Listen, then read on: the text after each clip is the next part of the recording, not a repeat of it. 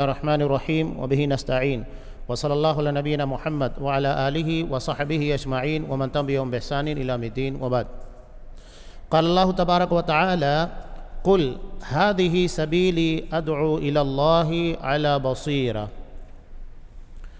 محترم حاضرین، یہاں ایک نئے باب کا آغاز ہو رہا ہے جس کا عنوان ہے الدعاء الی شہادت اللہ الہ الا اللہ۔ اس بات کی طرف دعوت دینا کہ لوگ اس بات کی گواہی دیں کہ اللہ کے سوا کوئی بھی معبود برحق نہیں ہے۔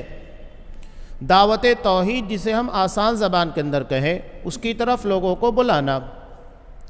اور اس ضمن میں انہوں نے سورہ یوسف آیت نمبر 108 جو بہت ہی مشہور آیت ہے، دعوت میں عمومی طور کے پر اس موضوع کے پر اس کو پیش کیا جاتا ہے، اس آیت کو انہوں نے یہاں پر نقل کیا۔ اللہ فرماتا ہے قل ہذہ سبیلی، کہہ دیجئے یہ میرا راستہ ہے، ادعو الی اللہ، میں اللہ کی طرف دعوت دیتا ہوں، علی بصیرہ، بصیرت یعنی پختہ علم کی بنیاد پر۔ یہ اس آیت کا ایک مختصر سا حصہ ہے جس کو انہوں نے نقل کیا ہے، اور انا ومن اتبعنی وما انا من المشرکین، میں بھی اور جتنے میرے متبعین پیروکار ہیں وہ تمام کے تمام اسی طریقے کے مطابق دعوت کا کام کرتے ہیں، اور میں مشرکوں میں سے نہیں ہوں۔ یہ مکمل آیت ہے۔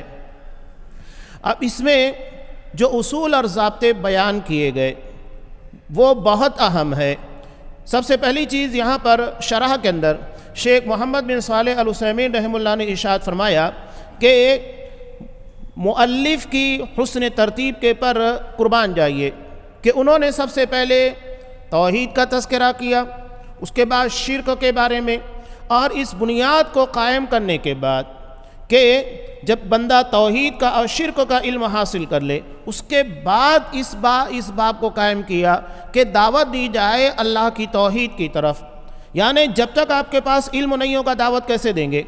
آپ کو اس بات کا پتہ ہی نہیں ہے کہ اللہ کی وحدانیت کیا ہے۔ ایک بندہ آپ سے پوچھ لے توحید، سوال ہوگا کہ توحید کیا ہے، توحید کا مطلب کیا ہے، آپ اس کو ہی نہیں سمجھا پائیں گے، تو کیسے آپ دعوت دیں گے توحید کی طرف؟ شرک کے بارے میں آپ منع کریں گے، شرک نہیں کرنا ہے۔ سوال یہ ہو جائے کہ شرک کیا ہے، کسے شرک کہتے ہیں، تو آپ کیا جواب دیں گے؟ تو پہلے اس بات کا علم حاصل کرنا ہے، توحید کیا ہے، شرک کیا ہے، اس کے بعد اس کی دعوت دی جائے۔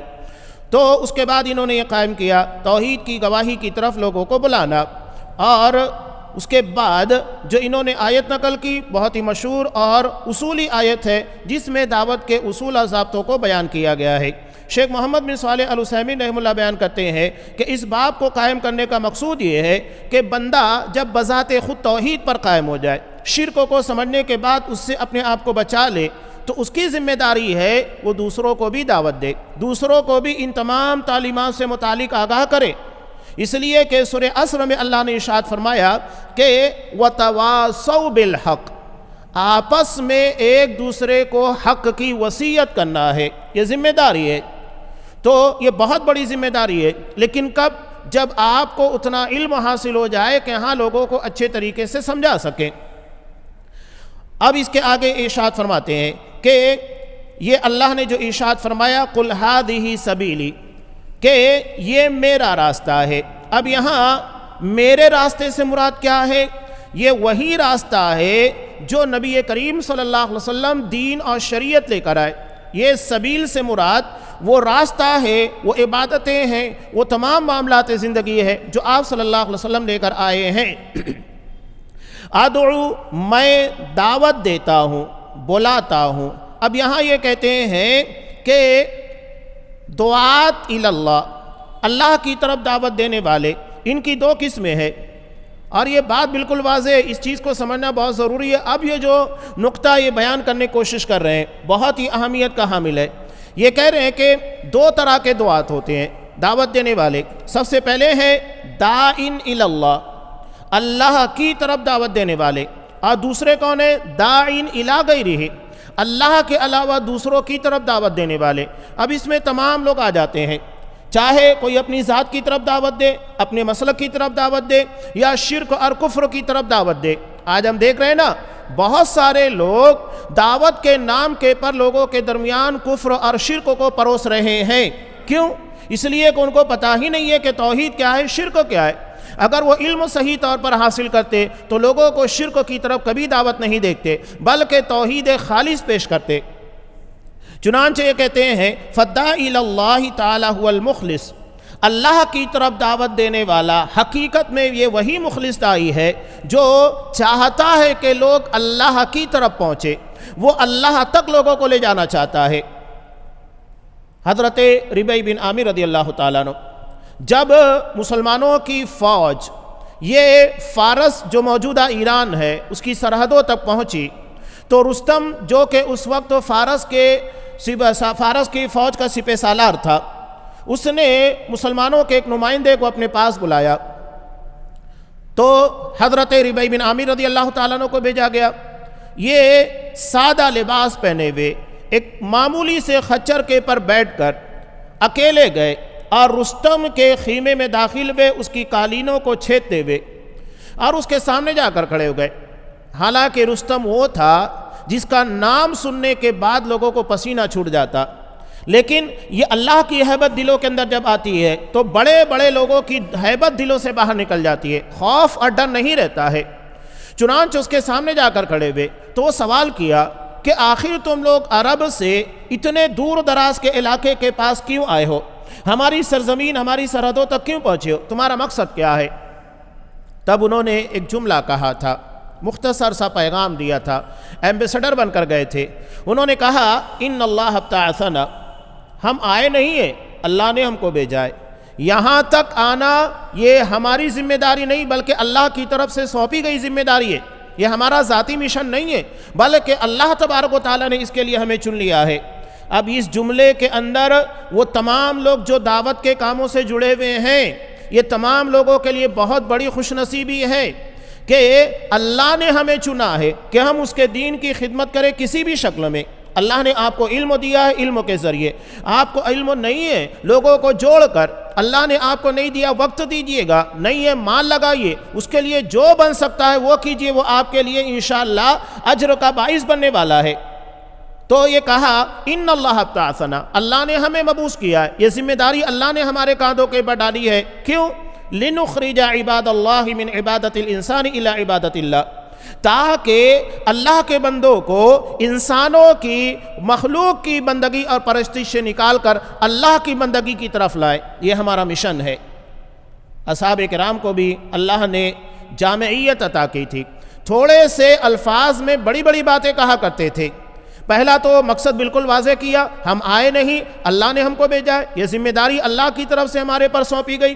دوسری بات، مقصد یہ ہے کہ انسان جو اپنے خالق کی عبادت سے کٹ چکا ہے، اپنے رب کو نہیں پہچانتا، اس کو حقیقی طور کے پر اپنے رب کی معرفت اور اس کی بندگی کی طرف لے کر آئے۔ اور اس کے علاوہ دنیا میں جو بہت سارے مذاہب پائے جاتے ہیں، وَمِن جَوْرِ الْأَدْيَانِ إِلَىٰ عَدْلِ الْإِسْلَامِ، دنیا میں جتنے مذاہب ہیں ان تمام مذاہب میں حقیقت میں انسانوں کے پر ظلم ہوتا ہے، زیادتی ہوتی ہے۔ ہم اس سے انہیں باہر نکالیں اور باہر نکال کے اسلام کے عدل کے سائے تلے لا کر کھڑا کریں۔ اسلام عدل کے پر مبنی دین ہے، اسلام کے تمام اصول اور ضابطے عدل کے پر ہیں، اور اگر وہ جانور کو ذبح کرنے کا حکم دیتا ہے وہ بھی عدل کے پر مشتمل ہے۔ اس کی حکمتیں آپ جتنا غور کریں گے اتنی تمام چیزیں ہمارے سامنے بالکل واضح ہوگی۔ تو یہ مقصد ہے، یہاں پر بھی وہی بات بیان کی جا رہی ہے کہ حقیقت میں مخلص داعی وہ ہوتا ہے جو چاہتا ہے کہ لوگ اللہ تک پہنچے، وہ اپنی ذات تک لوگوں کو نہیں پہنچانا چاہتا، وہ کسی مخصوص فرقے تک، کسی مخصوص مسلک تک نہیں پہنچانا چاہتا، وہ چاہتا ہے اللہ تک پہنچے، اللہ کے بندے ہیں اس کے سامنے جا کر جھکیں، اس کے علاوہ کوئی اور مقصود اور ٹارگیٹ نہیں ہوتا ہے۔ وَالدَّاعِي إِلَىٰ غَيْرِهِ، اور جو اللہ کے علاوہ دوسروں کی طرف دعوت دینے والا ہوتا ہے، حقیقت میں بات یہ ہے کہ کبھی وہ اپنے نفس کی طرف دعوت دے رہا ہے، میری بات سنو، مجھے مانو، میری زبان سے جو نکل رہا ہے وہی حق ہے، ہوتا ہے نا۔ اس طرح بہت سارے لوگ ہوتے ہیں وہ حقیقت میں قرآن و حدیث کے نام پر اپنی ذات منوانا چاہتے ہیں. قرآن حدیث نہیں، قرآن و حدیث کا سہارا لیتے ہیں، لیکن منوانا کیا چاہتے ہیں؟ جو میں فکر، جو نظریہ میں پیش کر رہا ہوں وہ اصل چیز ہے. اور یہ جو نبی کریم صلی اللہ علیہ وسلم کی حدیث، جس کے بارے میں آپ صلی اللہ علیہ وسلم سے سب سے زیادہ خوف کا ذکر کیا کہ ان اخوف ما اخاف علی امتی الائمۃ المضلین، ترمذی کی روایت، مجھے اپنی امت کے پر سب سے زیادہ خوف، خطرہ اگر کسی بات کا ہے تو یہ گمراہ کرنے والے اماموں کا ہے، جو اکیلے گمراہ نہیں ہوتے، اپنے پیچھے اپنے فالوورز و متبعین کے بہت بڑی جماعت لے کر جاتے اور سارے گمراہی کے راستے کی طرف جاتے. اب اس میں آپ ان تمام گمراہ دعات کو لے لیجئے. موجودہ دور کے اندر آپ دیکھیں انجینئر محمد علی مرزا وغیرہ، ڈاکٹر اسرار وغیرہ، یہ سب وہی ہیں جو قرآن حدیث کا نام لیتے لیکن حقیقت میں اپنی فکر منوانا چاہتے ہیں، اپنی تھنکنگ لوگوں کے سامنے پیش کرنا چاہتے ہیں. جو دین صحابہ نے سمجھا وہ دین لوگوں کو نہیں بتاتے، ان کی سمجھ میں جو دین آ رہا ہے وہ سمجھانے کی کوشش کرتے ہیں اور نتیجہ یہ نکلتا ہے گمراہی کا شکار ہو جاتے ہیں. تو کہا قد یکون داعیا الی نفسی، کبھی ایسا ہوتا ہے کہ وہ اپنے نفس کی طرف دعوت دینے والا ہوتا ہے کہ یدعو الی الحق لاجل ان یعظم بین الناس ویحترم، کہ قرآن حدیث کی باتیں وہ اس لیے پیش کرتا ہے تاکہ لوگ اس کی دعوت کا اور اس کا احترام کریں. یعنی قرآن حدیث پیش کرنے کا مقصد یہ نہیں ہوتا ہے کہ لوگ کو صحیح دین بتانا، بلکہ اس کے ذریعے وہ اپنا احترام چاہتا ہے، لوگ میری عزت کریں، میرا احترام کریں، اصل مقصود یہ ہوتا ہے. لہذا یہ کہتے ہیں کہ مثال دیتے ہوئے کہتے ہیں کہ آپ دیکھو گے کہ اگر وہ کوئی بات کہتا ہے، کوئی حکم دیتا ہے، لوگ نہیں مانتے تو غصے میں آ جاتا ہے، اور کسی بات سے منع کرتا ہے اور منع کرنے کے بعد لوگ وہ کام کرتے ہیں، اس کی بات نہیں مانتے، غصے میں آ جاتا ہے. وہ حقیقت میں اپنی بے عزتی سمجھتا ہے کہ میں نے ایک کام کرنے کا حکم دیا، نہیں کیا، نہیں مانا، میں نے منع کیا، اس کے بعد بھی کر رہے ہیں. یہ اصل مسئلہ ہے. داعی کا کام دعوت دینا ہوتا ہے، اللہ کے دین کی طرف لوگوں کو پہنچانا، کہ یہاں تک تمہیں پہنچانا اور اس میں داخل کرنا میرا کام ہے، کوشش کرنا تمہارا کام ہے. وہ لہذا جیسا کہ ڈاکٹر ہوتا ہے، ایک دوا دینے کے بعد دیکھتا ہے کہ پیشنٹ کے پر بہتر اثرات نہیں ہوئے یا افاقہ نہیں ہوا تو وہ دوسرا طریقہ اختیار کرتا ہے، دوسری دوا دیتا ہے. وہ یہ نہیں دیکھتا ہے کہ اگر میری ایک دوا دینے کے بعد اس میں کچھ افاقہ نہیں ہوا تو مریض کے پر غصہ ہونے لگے، بلکہ کوشش کرتا ہے کہ مرض کو صحیح طور کے پر پکڑے اور اس کا بہتر علاج کرے. یہ بہترین ڈاکٹر ہوتا ہے. اور حقیقی بات یہ ہے کہ جتنے علماء ہیں، دعات ہیں، یہ ڈاکٹر ہی ہوتے ہیں جو ہماری روحانی کیفیت کا علاج کرتے ہیں، ہماری روحانی دنیا کے اندر جو خامیاں ہوتی ہے اس کی اصلاح کی کوشش کرتے ہیں. یہ اصل میں عظیم ڈاکٹر ہوتے ہیں. ایک وہ ڈاکٹر ہوتے ہیں جو ہماری صحت کا، ہمارے جسم کا، ظاہر کا علاج کرتے ہیں، لیکن حقیقت میں دعات اور علماء وہ ہوتے ہیں جو ہماری روحانی دنیا کا علاج کرتے ہیں. آپ صلی اللہ علیہ وسلم کی زندگی میں اگر آپ غور کریں گے تو آپ کو سمجھ میں آئے گا کس طریقے سے حکیمانہ انداز میں لوگوں کو آپ نے سمجھایا. ایک صحابی، مسلم کی روایت ہے کہ آپ صلی اللہ علیہ وسلم کے پاس آئے، کہا کہ آپ کچھ نصیحت کیجئے. تو آپ صلی اللہ علیہ وسلم نے کیا کہا؟ لا تغضب، دیکھو غصہ مت کرو، غصے کے پر قابو رکھنے کی کوشش کرو اور غصے کو نافذ مت کرو. 3 مرتبہ آپ نے وہی کہا. تینوں مرتبہ انہوں نے پوچھا. آپ صلی اللہ علیہ وسلم جانتے تھے کہ اس آدمی کے اندر یہی ایک فالٹ ہے، اس لیے آپ نے وہی کہا، کوئی دوسرا کام نہیں کہا. آپ نے جس کے اندر دیکھا کہ صدقہ و خیرات کا جذبہ ہے، قبول کر لیا. اب دیکھیے حضرت ابوبکر صدیق رضی اللہ تعالیٰ جنگ تبوک کے موقع پر اپنا پورا مال لا کر دے دیا، قبول کر لیا. اس کے بعد ایک صحابی اور بھی آئے، انہیں کسی جگہ کے پر مٹی کے اندر لگا ہوا کچھ سونا مل گیا تھا، لا کر دے دیا. آپ صلی اللہ علیہ وسلم نے واپس کر دیا. کیوں؟ اس لیے کہ انہیں اس کی زیادہ ضرورت تھی. ان کی ایمانی کیفیت ابوبکر صدیق کی طرح نہیں تھی. کہا کہ اسے خود استعمال کرو، تمہیں اس کی زیادہ ضرورت ہے. تو ایمان کی کیفیت جدا جدا ہے. جس کا ایمان واقعتاً پختہ ہے قبول کر لیا، کوئی مسئلہ نہیں ہے. لیکن دوسرے کے بارے میں آپ کو پتا ہے کہ یہ دے دے گا تو اس کے گھر میں مسائل پیدا ہو جائیں گے، اور ایمانی کیفیت ویسی نہیں ہے جو ابوبکر صدیق کی ہے، لہذا آپ نے اسے وہ لوٹا دیا. تو یہ بہت عظیم مسئلہ ہے جس کو آگے بھی انہوں نے بیان کیا. حکمت بہت اہم چیز ہوتی ہے دعوت کے اندر. اس کے بعد یہ آگے کہتے ہیں کہ ایک مسئلہ انہوں نے بیان کیا جو عرب کے اندر پیدا بھی ہوا تھا، اشتراکیت. یہ نئے نئے فتنے ہمارے درمیان آتے ہیں۔ اب ہمارے درمیان ایک نیا مسئلہ عمومی طور کے پر دنیا کے اندر کیا چل رہا ہے؟ سیکولرزم، جس کو ہم جمہوریت کہتے ہیں۔ اب یہ لوگوں کے بنائے ہوئے نظام اور سسٹم ہے، اب اسے زبردستی آپ قرآن سے ثابت کریں، حدیث سے ثابت کرنے کی کوشش کریں، نہیں، اسلام نے ہم کو ایک ہی نظام دیا ہے اور اس نظام کا مقابلہ دنیا کی کوئی طاقت نہیں کر سکتی ہے۔ خلافت ہے اور اسے انتہائی منظم اور عادلانہ طریقے سے نافذ کیا جاتا ہے۔ تو یہ کہہ رہے ہیں کہ اشتراکیت کی طرف بعض علماء نے قرآن و حدیث کے دلائل کو پیش کرنے کی کوشش کی ہے، کچھ لوگوں نے اس طرح کا کام کیا۔ صرف یہ عرب کے اندر ہی نہیں پیدا ہوا مسئلہ، بلکہ انڈو پاک کے اندر بھی یہ چیزیں ہمارے سامنے پیش ہوئی کہ ان لوگوں نے اشتراکیت کے بارے میں، سوشلزم کے بارے میں، جمہوریت کے بارے میں قرآن اور حدیث کے دلیلوں کو توڑ مروڑ کر لا کر پیش کرنے کی کوشش کی ہے۔ نہیں، غلط طریقہ ہے۔ قرآن و حدیث کو اس طرح اپنے من مانی طریقے سے نہیں پیش کرنا چاہیے، جو اس کا صحیح معنی اور مفہوم ہے اسی کے مطابق اس کو اخذ کرنا چاہیے۔ تو اس کا تذکرہ انہوں نے کیا۔ یہ بھی دراصل دعات الی غیر اللہ ہے، جو اللہ کے علاوہ دوسروں کی طرف دعوت دے رہے ہیں۔ آپ اسلام کے علاوہ، اب یہ ہماری مجبوری ہے ہندوستان کے اندر رہتے ہوئے، ہم اگر سیکولرزم کو قبول کرتے ہیں، یہ ہماری مجبوری ہے، ایسا نہیں ہے کہ ہم اس کو اسلام کی طرح ایکسیپٹ کرتے ہیں۔ ایک نظام ہے چل رہا ہے، اس کی بنیاد کے پر اس کو قبول کیا جا رہا ہے، ہم اسے اپنے دین اور ایمان کا حصہ نہیں مانتے ہیں۔ کوئی اگر ہمارے بہت سارے لوگ اس کے بارے میں باتیں بھی کرتے ہیں، یہ فضول باتیں ہیں۔ اسلام کا اصل مقصود نظام حکومت کو قائم کرنا نہیں ہے، ورنہ اگر مقصود ہوتا کہ حکومت کو قائم کیا جائے تو نجاشی جو کہ اسامہ رضی اللہ تعالیٰ عنہ تھے مسلمان ہو گئے، حبشہ ان کے زیر نگی تھا، بادشاہ بھی تھے، تو آپ صلی اللہ علیہ وسلم سب سے پہلے ان کو کہتے کہ اپنے آپ پر اسلامی نظام قائم کرو، اسلامی حکومت، وہ تو اسی کے پر دنیا سے چلے گئے۔ اور جب ان کی وفات ہوئی تو آپ صلی اللہ علیہ وسلم نے نماز جنازہ غائبانہ بھی پڑھائی۔ اور اگر اسلام کا مقصود حکومت ہی ہوتا تو مشرکین مکہ نے ایک مرتبہ آپ کے سامنے پیشکش کی بھی رکھی تھی کہ اگر آپ اس کے بدلے میں حکومت چاہتے ہیں تو ہم سب مل کر آپ کو مکہ کا سردار بنا دیتے ہیں۔ اگر مقصود وہی ہوتا فوراً آپ ایکسیپٹ کرتے ہیں، نہیں، اصل مقصود دعوت الی اللہ ہے، اللہ کی عبادت ہے، ورنہ یہ چانس ملنے کے بعد آپ کیوں چھوڑ دیتے؟ نہیں۔ اور اس کے علاوہ جزیہ لینے کا مطلب کیا ہے کہ اگر کوئی غیر مسلم حکومت اسلام کے تابع نہیں ہوتی ہے، اسے جزیہ لینے کا مطلب کیا ہے؟ مطلب بالکل واضح ہے کہ آپ اپنے طرز حکومت کو چلائیے گا، لیکن چونکہ ہماری سرپرستی ہوگی ہم تمہیں سیکورٹی دیں گے، اس کے بدلے میں تمہیں جزیہ دینا ہوگا، کوئی غیر تمہارے پر حملہ نہیں کر سکتا، یہ سیکورٹی چارج ہوتا ہے جزیہ۔ تو اگر حکومت مقصود ہوتی تو آپ قبول ہی نہیں کرتے، نہیں تم حکومت کر ہی نہیں سکتے، حکومت ہمارا کام ہے، ہم کریں گے۔ لیکن آپ صلی اللہ علیہ وسلم نے جزیہ لے کر اشارہ دیا کہ اصل مقصود عبادت ہے، دعوت الی اللہ ہے۔ اور قرآن نے صلح حدیبیہ کو فتح مبین اسی بنیاد پر قرار دیا کہ یہاں سے دعوت کی راہیں کھل گئی۔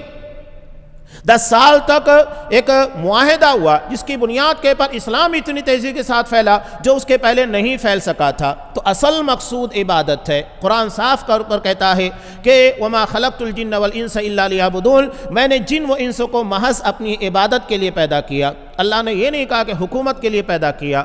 آپ جنگ بدر کے موقع پر کیا دعا کر رہے ہیں؟ اللہم ان تہلک ہذہ العصابۃ لم تبد بعد، اللہ اگر یہ جماعت ہلاک ہو جائے آج کے بعد روئے زمین کے پر تیری عبادت کرنے والا کوئی نہیں ہوگا۔ مقصود عبادت ہے۔ اللہ کے رسول نے یہ نہیں کہا کہ حکومت کرنے والا کوئی نہیں ہوگا۔ تو لوگوں نے اسلام کے اس فلسفے کو اور اسلام کے اس نظریے کو تبدیل کر دیا اور اصل ٹارگٹ بنا دیا حکومت کو، جو کہ ہے نہیں، اور اگر مل جاتی ہے تو آپ دیکھیے کہ اس کی نظیر ہے سعودی عرب ہے، لوگ اس کو ٹارگٹ کر رہے ہیں۔ ایک حکومت جو کہ اسلامی طرزوں کے پر اپنا کام کر رہی ہے اس کو ٹارگٹ کر رہے ہیں۔ تو اگر تمہارے نزدیک واقعتاً حکومت علی منہاج النبوہ جو نبی کریم صلی اللہ علیہ وسلم کا طرز عمل ہے اس کے مطابق چلنا چاہیے تو چل رہی ہے تو سپورٹ کرو نا۔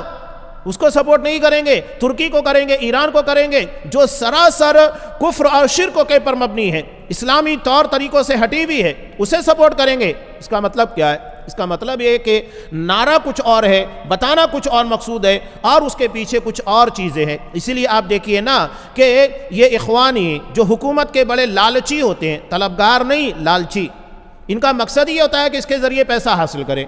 جتنے اخوانی سرگنا آپ کو ملیں گے غزہ کے اندر، حماس کے، ان سارے لوگوں کے اکاؤنٹ آپ کو یورپ میں ملیں گے، اور اتنے روپیے پیسے جس کا آپ تصور نہیں کر سکتے۔ اگر تمہیں غزہ کے لوگوں کی اتنی ہمدردی ہے تو اپنے پیسے کو ان کے پر لٹانا تھا، لگانا تھا، کیوں نہیں لگایا؟ اصل مقصود بینک بیلنس کو بڑھانا ہے، روپیہ حاصل کرنا ہے، دنیا کی دولت حاصل کرنا ہے، اور ان کے تنوں کو بھی دیکھنے کے بعد جو اس انداز سے ان کے تن بدن نظر آتے ہیں، سمجھ میں آتا ہے کہ انہیں دنیا کتنی پیاری ہے، انہیں مسلمانوں سے کوئی مطلب نہیں ہے، بلکہ انہوں نے فلسطین کے لوگوں کے خون کی اور ان کی شہادت کی تجارت کی ہے۔ حقیقی بات یہ ہے۔ بہرحال یہاں انہوں نے وہی کہا کہ اگر کوئی اس طرح اسلام کے علاوہ اشتراکیت ہے، سوشلزم ہے یا جمہوریتزم، ان تمام چیزوں کو قرآن حدیث سے ثابت کرنے کی کوشش کرتا ہے، یہ بھی دراصل دعات الی غیر اللہ ہے، اللہ کے علاوہ دوسروں کی طرف دعوت دینے والے ہیں۔ اب یہاں آگے انہوں نے ایک دلیل بھی دی کہ حقیقت میں دعوت دینا، اب یہاں انہوں نے جو باتیں بیان کی اس کو خلاصتاً میں بیان کر رہا ہوں کہ اگر کوئی بندہ دعوت دے رہا ہے، جیسا کہ ہمارے یہاں درس کا اہتمام ہوتا ہے، پروگرامس کیے جاتے ہیں، تو پبلک آتی ہے نہیں آتی ہے یہ ہمارا ٹارگیٹ نہیں ہے۔ اگر پبلک بہت آ گئی تو ہم کہتے ہیں کہ پروگرام کامیاب نہیں۔ پروگرام کی کامیابی پبلک کا مجمع جمع ہونا نہیں ہے، بلکہ اصل چیز دعوت ہے کہ اس میں دعوت کیا دی گئی ہے۔ اصل کامیابی دعوت کی ہوتی ہے، اصل کامیابی پبلک کے جمع ہونے کی نہیں ہے۔ ورنہ قیامت کے دن انہوں نے جو دلیل پیش کی ہے اسی ضمنوں کے اندر کہ کتنے نبی ایسے آئیں گے جن کے پاس ایمان لانے والا کوئی نہیں ہوگا، اکیلے ہوں گے، تو کیا ان کی دعوت ناکام ہو گئی؟ نہیں، دعوت کامیاب ہے۔ انہوں نے جو بھی کام کیا اخلاص کے ساتھ کیا، کامیابی کے ساتھ کیا۔ تو یہ لوگوں کا مجمع، پبلک کا جمع ہو جانا یہ اصل مدعا نہیں ہے۔ ہاں، پبلک کو جوڑنا، زیادہ سے زیادہ افراد کو اس مقصد کے لیے کہ لوگ اس سے علم حاصل کریں، اپنے عقیدہ و منہج کو سدھاریں، بہت اچھی بات ہے۔ ہمارا نظریہ، ہماری نیت یہی ہونا چاہیے، لوگوں کی اصلاح، یہ نہیں کہ لوگوں کی بھیڑ جمع کرنا، لوگوں کی اصلاح مقصود ہونا چاہیے۔ اگر 2 بندے بھی آتے ہیں تو کامیاب ہے، یہ اصل چیز ہوتی ہے۔ آپ دیکھیے گا کہ سعودی عرب کے اندر کتنے ائمہ حرمین ہیں کہ ابتدا میں جب وہ مسجد نبی کے اندر آتے تھے 2 لوگ رہتے تھے، ایک مؤذن ہے اور کوئی بندہ ہے، درس دیتے چلے جاتے۔ یہ نہیں کہ بہت بھیڑ جمع ہوگی جب ہم درس دیں گے ورنہ درس نہیں دیں گے، اس کا مطلب یہ کہ آپ کو بھیڑ کی طلب ہے، دعوت کی طلب نہیں ہے۔ یہ بہت اہم چیزیں جو انہوں نے یہاں پر لا کر بیان کی ہے۔ ہمارا مقصود دراصل دعوت ہے کہ 2 لوگ بھی جمع ہوتے ہیں، ہم انہیں اپنی دعوت سنائیں گے، اللہ کا پیغام سنائیں گے اور اس کے بعد آگے نکل جائیں گے۔ کام چھوڑنا نہیں ہے کہ افراد کم ہو گئے چلو بند کر دو، اس کا مطلب یہ کہ آپ کو لوگوں کو صرف ٹارگٹ کرنا تھا، پبلک جمع کرنا تھا، نہیں، اصل مقصود دعوت تھی۔ 2 آدمیوں سے بھی وہ مقصد پورا ہوتا ہے، 1 سے بھی پورا ہو جاتا ہے، اور اگر زیادہ آتے ہیں تو اللہ کی بہت بڑی نعمت ہے، اور جتنے زیادہ افراد ہو اتنا اچھا ہے، لیکن اپنی نیت اور اپنے ٹارگٹ کو صحیح کرنا ہے کہ وہ اللہ کے دین کی طرف دعوت دینا ہے، نہ کہ صرف لوگوں کا مجمع اکٹھا کرنا ہے۔ دیکھیے یہاں آپ صلی اللہ علیہ وسلم کے عمل سے ایک دلیل کو پیش کیا جو بخاری کی ہے۔ غزوہ خیبر پر حضرت علی رضی اللہ تعالیٰ عنہ کو آپ صلی اللہ علیہ وسلم نے غزوے کے لیے بھیجا، اور آپ نے کیا کہا؟ فواللہ لَأَن يَهْدِيَ اللَّهُ بِكَ رَجُلًا وَاحِدًا خَيْرٌ لَكَ مِنْ حُمُرِ النَّعَمِ، کہ اے علی، اللہ کی قسم، اگر اللہ تمہارے ذریعے ایک بندے کو بھی ہدایت دیتا ہے تو یہ تمہارے لیے عرب کی سب سے بڑی دولت یعنی سرخ اونٹ اس سے بہتر ہے۔ یہ اصل چیز ہے۔ آپ نے یہ نہیں کہا کہ بہت ڈھیر لوگ آنا چاہیے، نہیں۔ ہمارے یہاں لوگ سوال بھی کرنے لگتے ہیں اتنے دنوں سے درس چل رہا ہے کتنے لوگ آ رہے ہیں، یہ فضول باتیں ہیں۔ اصل چیز یہ ہے کہ ہماری دعوت کتنے اچھے انداز سے ہو رہی ہے، ہم کتنے محنت کے ساتھ اللہ کے دین کی طرف لوگوں کو بلا رہے ہیں، یہ اصل چیز ہوتی ہے۔ ہم اس کو چھوڑ کر صرف یہ پوچھتے ہیں کتنے لوگ آ رہے ہیں، تو کیا لوگوں کے آنے یا جانے سے پروگرام کا انحصار ہوتا ہے، دعوت کی کامیابی یا درس کی کامیابی کا انحصار ہوتا ہے؟ یہ ہماری بہت غلط سوچ ہے، اور اس کی اصلاح انہوں نے یہاں پر کی ہے، اور ہمیں اس کو سمجھنا چاہیے۔ بہت اہم نقطہ ہے کہ ہم دعوت اللہ کے لیے کام کر رہے ہیں تو صرف اللہ کی رضا مقصود ہونا چاہیے، باقی تمام چیزیں یہ ثانوی حیثیت رکھتی ہے۔ اس کے بعد یہاں اللہ نے ارشاد فرمایا علی بصیرہ، بصیرت کی بنیاد پر۔ اب یہ بصیرت یعنی علم کی بنیاد پر، اس لیے کہ آپ دین کی طرف دعوت دے رہے ہیں، آپ کو پتہ ہی نہیں ہے دین کیا ہے، تو کیسے آپ دعوت دیں گے؟ آج ہمارے یہاں لوگ بہت کہتے ہیں نا چلو آؤ دین کی طرف آؤ، دین کی دعوت ہے، دین کا کام کر رہے ہیں، ان سے صرف سوال کر لے دین کیا ہے تو بتا پائیں گے؟ نہیں بتا پائیں گے۔ آپ حدیث جبرائیل پڑھیے پورا، جس میں سب سے پہلے اسلام کی بنیاد بتائی گئی، 5 چیزوں کے پر ہے. اس کے بعد ایمان، وہ 6 چیزوں کا نام ہے. احسان ہے، یہ 3 مراتب ہے. اسلام، ایمان، احسان، یہ اس کے 3 مراتب ہیں. ان تمام چیزوں کو بیان کرنے کے بعد جب حضرت جبرائیل جو انسانی شکل میں آئے تھے جانے لگے، تب آپ صلی اللہ علیہ وسلم نے کیا کہا؟ جانتے ہو یہ کون ہے؟ حضرت عمر فاروق رضی اللہ تعالیٰ نے کہا کہ اللہ اس کے رسول بہتر جانتے ہیں. تو آپ نے کہا کہ انہو جبرائیل، یہ جبرائیل ہے. اتاکم لیعلمکم امر دینکم، تمہارے پاس تمہارا دین سکھانے آئے تھے. یہ دین ہے، اس کی بنیادیں ہیں. آج ہمارے یہاں عقیدے کی بنیادوں کا پتہ نہیں ہوتا ہے. شرکوں کے بارے میں، توحید کے بارے میں بنیادی باتیں اگر سوال کر لیں نہیں بتا پائیں گے. لیکن نتیجہ یہ ہوتا ہے کہ بڑی بڑی باتیں کرتے ہیں. پہلے آپ اپنا دین سیکھیے، باقی باتیں بعد میں کیجئے، بنیادیں پہلے مضبوط کیجئے گا، اس کے بعد دیگر چیزیں آتی ہیں. لیکن ہمارے یہاں لوگ جماعتی مسائل پر بات کریں گے، قومی مسائل کے پر باتیں کریں گے. ارے بھیا، پہلے بنیادوں کے پر محنت کر لیجئے. اپنے عقیدے، اس لیے کہ قبروں میں جانے کے بعد منکر نکیر ہم سے اپنی جماعت اور قومیت کے بارے میں سوال نہیں کریں گے. سوال ہوگا رب کے بارے میں، اسلام کے بارے میں، نبی کے بارے میں. اسے پہلے معلوم کیجئے اصول ثلاثہ کیا ہے. پتہ نہیں ہے اور لگے ہیں تمام چیزوں کے بارے میں، یہ کیا کر رہا ہے، وہ کیا کر رہا ہے، وہ کیوں ایسا کر رہا ہے. پہلے دین کا علم حاصل کرو، اس کے بعد کچھ باتیں آگے آتی ہے. لیکن ہم اپنی بنیادوں کو مضبوط کرنے کے بجائے فضولیات کے اندر لگے ہوئے ہیں. یہ بہت اہم چیز ہے جس کی طرف ہمیں توجہ دینا ہے. بصیرت کا مطلب ہے علم، اور علم پختہ علم. بصیرت پختہ علم کو کہا جاتا ہے. اور یہ اخلاص اور علم دونوں کو شامل ہے. اخلاص بھی ہونا چاہیے، علم بھی ہونا چاہیے. اس لیے کہ بہت سارے لوگوں کی دعوت عدم اخلاص کی وجہ سے، یعنی اللہ کی طرف نہ بلانے کی وجہ سے، مقصود کچھ اور ہونے کی وجہ سے، یا علم کے نہ ہونے کی وجہ سے فساد اور بگاڑ کا شکار ہو جاتی ہے. جیسا کہ ہمارے یہاں بہت سارے متعالمین ہیں جنہیں ہم اپنی زبان کے اندر بردرس کہتے ہیں. یہ انگلش کی اصطلاح ہے. عربی زبان میں ان کو متعالم کہا جاتا ہے، یعنی خود کو عالم سمجھنے والا. حالانکہ وہ عالم نہیں ہوتا ہے، لیکن وہ اپنے آپ کو عالم سمجھتا ہے. بردرس انہیں انگلش اور عام زبان کے اندر کہا جاتا ہے. یعنی جن لوگوں نے دین کا علم جو اس کا طور طریقہ ہے علماء کے ذریعے، اساتذہ کے ذریعے، بنیادی تعلیمات کی پختگی کے ساتھ حاصل کرنا چاہیے، نہیں لیا، بلکہ کتابوں سے لیا، ذاتی مطالعے سے لے لیا. ذاتی مطالعہ کوئی اہمیت نہیں رکھتا ہے. جب تک آپ اساتذہ سے اس کی بنیادی چیزوں کو نہیں سیکھیں گے تب تک آپ کا ذاتی مطالعہ کوئی اہمیت نہیں رکھتا ہے. اور میں دیکھتا ہوں بہت ٹھوکر کھاتے ایسے لوگ متعلمین جو ہوتے ہیں نا، جو خود کو عالم سمجھتے ہیں. اور اس کے بارے میں امام حاکم رحمۃ اللہ علیہ کا بہت پیارا قول ہے کہ دین میں گھسپیٹیوں سے بچو. یعنی گھسپیٹیے کا مطلب وہ کیا بیان کرتے ہیں؟ متعلمین جو عالم نہیں ہے، علماء نما ہے، یہ عالم بن کر لوگوں کے سامنے آتے ہیں، لوگوں کو دکھاتے ہیں کہ ہم عالم ہیں، اور اس کے بعد لوگوں کا دین بگاڑتے ہیں.